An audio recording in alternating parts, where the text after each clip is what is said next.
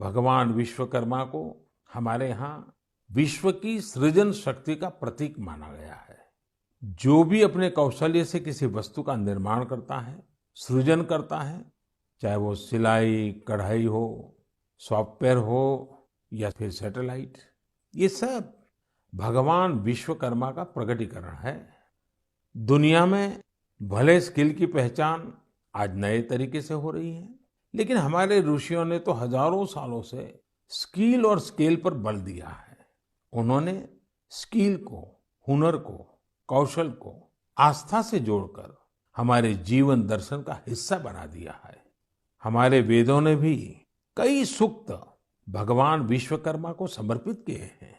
सृष्टि की जितनी भी बड़ी रचनाएं हैं, जो भी नए और बड़े काम हुए हैं, हमारे शास्त्रों में उनका श्रेय भगवान विश्वकर्मा को ही दिया गया है।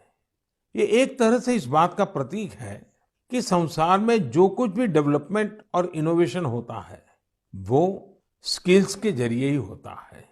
भगवान विश्वकर्मा की जयंती और उनकी पूजा के पीछे यही भाव है।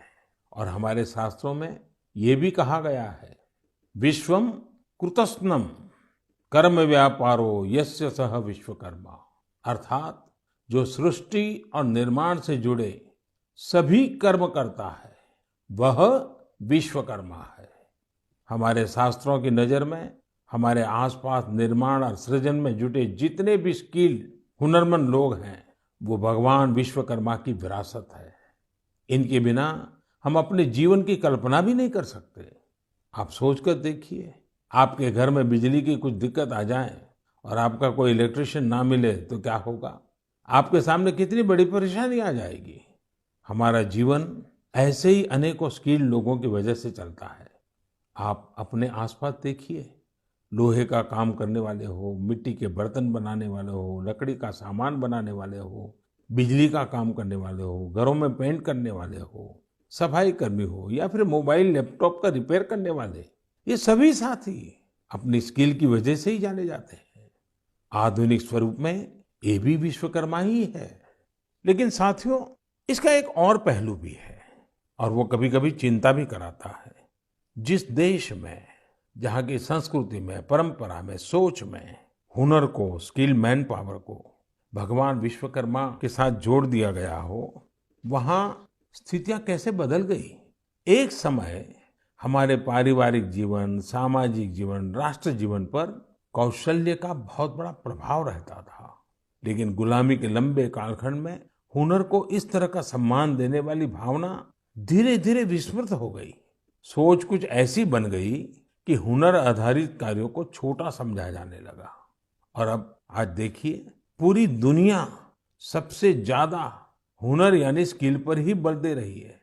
भगवान विश्वकर्मा की पूजा भी सिर्फ औपचारिकताओं से पूरी नहीं होगी। हमें हुनर को सम्मान देना होगा। हुनरमंद होने के लिए मेहनत करनी होगी। हुनरमंद होने का गर्व होना चाहिए।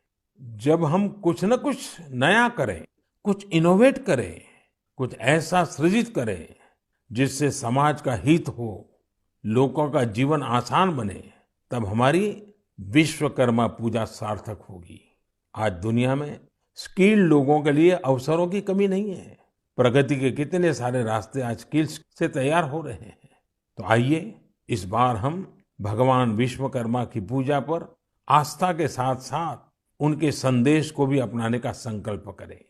हमारी पूजा का भाव यही होना चाहिए कि हम स्किल के महत्व को समझेंगे और स्किल लोगों को, चाहे वो कोई भी काम करता हो, उन्हें पूरा सम्मान भी दें।